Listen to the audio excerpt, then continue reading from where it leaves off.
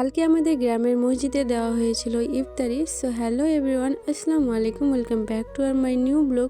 কালকে ছিল রোজার 8 নম্বর দিন, আর সেই দিন আমাদের বাড়ি থেকে মসজিদে দেওয়া হচ্ছিল ইফতারি। তো ইফতারির জন্য এত কিছু আয়োজন, আজকে বাড়িতে একটু ছোটখাটো একটা ইফতারি দিবে। তো এদিকে দেখো সবাই ফলমূল কেটে দিচ্ছিল, মানে আমার পিসি আমার দিদিরা মিলে। আর এদিকে আমার হাতটা টিল লেগে কেটে গেছে অনেকটাই, তো ওখানে ব্যান্ডেড ওয়ান টাইম ব্যান্ডেড লাগিয়ে দিয়েছিলাম। একদিকে তো ফলমূল কাটা হচ্ছিল, আর একদিকে মিলাদ পড়ানো হচ্ছিল। আমার ভাই অবশ্য মিলাদটা পড়াচ্ছিল, কিন্তু আমি সেটা ভিডিওতে নেইনি। এখানে দেখো মিলাদ পড়ানো শেষে গর্জিয়াত করে এসে এখানে সবাই মসজিদে নিয়ে যাবে ফলমূলগুলো। আর আরিয়ানকে দেখো, ও তো একদম গ্লাসের প্যাকেটটা নিয়ে নিয়েছে, মানে ও এটা নিয়ে মসজিদে যাবে, ওই জন্য ও কারো কথা শুনছে না। তারপরে এখানে দেখো আমার দিদি সবকিছু রেডি করে দিয়েছে, মানে এগুলো এখন মসজিদে নিয়ে যাওয়া হবে। তারপরে চলে আসছে ইফতারের টাইম। এখানে দেখো আমরা ইফতার করতে বসে পড়েছি। তো তোমাদের রোজা কেমন কাটছে অবশ্যই কমেন্টে বলবে। আজকে ভিডিও এখান থেকে, সবাই ভালো থাকবেন, দেখা হবে নেক্সট ভিডিওতে। আল্লাহ হাফেজ।